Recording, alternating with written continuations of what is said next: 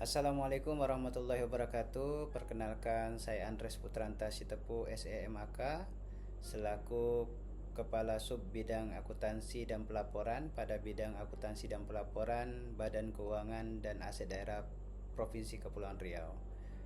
Izinkan saya dalam hal ini menyampaikan beberapa refleksi pribadi dari agenda ketiga pelatihan kepemimpinan pengawasan angkatan ke-12 tahun 2025 yang mana membahas tema besar dalam akselerasi kinerja organisasi melalui inovasi dan peningkatan kualitas pelayanan publik, yang mana pada agenda ketiga ini kami di coaching oleh Coach Herni Marina Esos Emsos. Dari pemaparan yang diberikan oleh coach ini sangat memberikan kami wawasan dalam hal menjalankan tugas kami selaku pejabat pengawas. Adapun beberapa hal yang disampaikan oleh coach Herni Marina yang menjadi pembelajaran bagi kami, yang pertama terkait dengan komunikasi pelayanan publik. Pada materi ini saya memahami bahwa keberhasilan pelayanan publik bukan hanya ditentukan oleh prosedur yang baik saja, tetapi juga oleh kemampuan kita dalam berkomunikasi dengan masyarakat. Komunikasi yang kita bangun adalah komunikasi yang empatik, jelas, dan responsif. Ini akan membangun kepercayaan sekaligus mencegah kesalahpahaman. Pada materi ini saya bisa merefleksikan bahwasanya bagaimana di unit kerja saya akan memulai menerapkan standar komunikasi yang lebih proaktif, termasuk menyapa, mendengar, dan memastikan informasi diterima dengan benar, baik pada staf, atasan, maupun kepada OPD-OPD yang kami layani. Sedangkan yang kedua yaitu perencanaan pelayanan publik. Perencanaan yang baik adalah pondasi keberhasilan layanan. Materi ini mengajarkan pentingnya mengidentifikasi kebutuhan pengguna layanan, menetapkan indikator kinerja, serta menyesuaikan dengan sumber daya yang tersedia. Dari pembelajaran ini yang pastinya setiap perencanaan yang kita lakukan itu harus mampu kita definisikan atau kita identifikasikan sesuai dengan kebutuhan. Jangan sampai pelayanan yang kita berikan kita rencanakan tidak sesuai dengan kebutuhan. Dari hal ini maka saya dapat memahami bahwa perencanaan pelayanan harus melibatkan data dan masukan langsung dari penerima layanan agar program yang kita lahirkan adalah program yang benar-benar tepat pada sasarannya. Sedangkan pada materi yang ketiga yaitu tentang penyusunan RKA pelayanan publik. Nah, pada penyusunan rencana kerja dan anggaran untuk pelayanan publik ini harus kita lakukan secara transparan, akuntabel, dan berbasis kinerja. Tidak cukup hanya mengalokasikan anggaran saja, tetapi juga memastikan bahwa setiap rupiah yang digunakan memberi manfaat langsung kepada publik yang kita layani. Kedepan, saya akan mengawal penyusunan RKA dengan pendekatan output dan outcome, bukan hanya input, agar anggaran betul-betul berdampak kepada pelayanan publik. Pada materi yang ketiga tentang pelayanan publik digital, ini saya memahami bahwa transformasi digital menjadi keniscayaan. Materi ini menegaskan bahwa teknologi dapat memangkas birokrasi, meningkatkan transparansi, dan memudahkan akses layanan. Karena dengan adanya digitalisasi ini, maka setiap pelayanan yang kita berikan mampu mencapai kepada publik dengan baik, sehingga publik tidak perlu sulit dalam mengakses setiap pelayanan publik. Saya akan mendorong pemanfaatan aplikasi layanan yang sederhana namun efektif, sehingga masyarakat tidak lagi terbebani proses manual yang berbelit-belit dan membutuhkan persyaratan dokumen yang cukup banyak. Selanjutnya pada manajemen mutu, maka yang saya pahami mutu layanan tidak datang secara otomatis, tetapi melalui siklus perbaikan berkelanjutan. Penerapan standar mutu dan evaluasi rutin memastikan pelayanan tetap relevan dan memuaskan.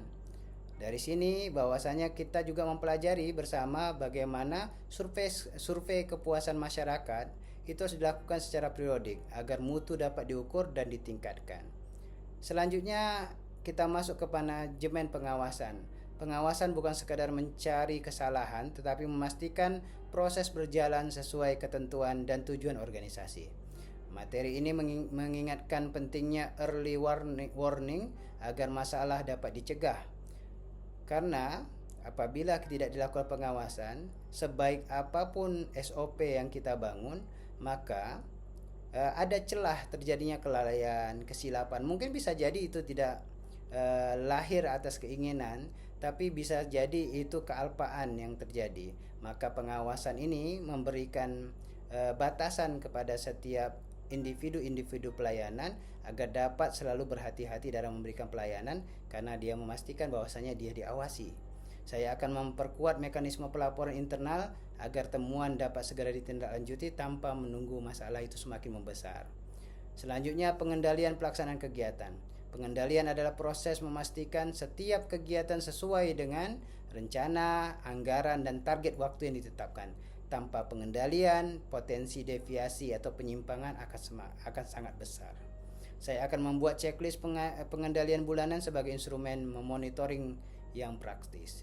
Dari pembelajaran 7 instrumen tersebut, di sini saya mendapatkan pemahaman secara baik yang disampaikan oleh Coach Herni Marina Esos MSOS, yang mana rencana awal yang saya buat pada esai perubahan agenda 1, agenda 2, maka ini belum matang.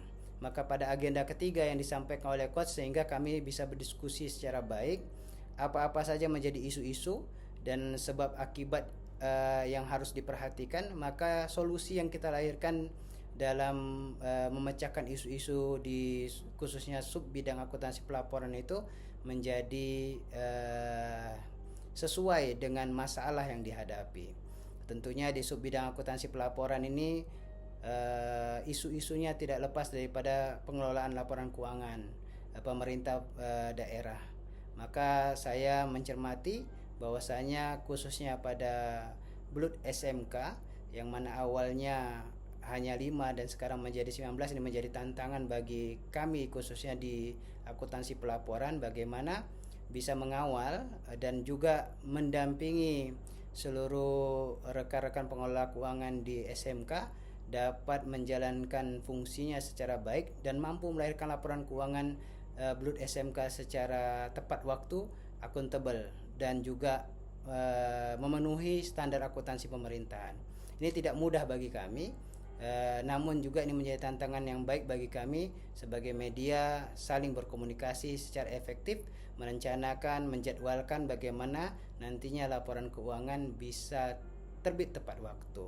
Dan tentunya itu tidak hanya dilakukan semata melalui kemampuan cara kita berpikir, mengajarkan, tapi juga melalui aplikasi yang dibangun. Maka Siblut modul akuntansi ini menjadi jawaban bagaimana isu-isu atau tantangan ataupun masalah yang dihadapi nantinya bisa dipermudah dengan melalui aplikasi Siblut.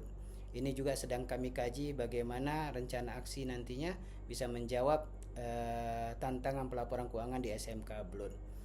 Dari keseluruhan materi agenda ketiga, saya belajar bahwa pelayanan publik yang unggul membutuhkan sinergi antara perencanaan yang matang, pengelolaan anggaran yang akuntabel, pemanfaatan teknologi, komitmen mutu, pengawasan yang efektif, dan pengendalian yang konsisten. Sebagai pejabat pengawas, saya berkomitmen menerapkan pembelajaran ini secara nyata demi meningkatkan kualitas pelayanan di lingkungan kerja saya.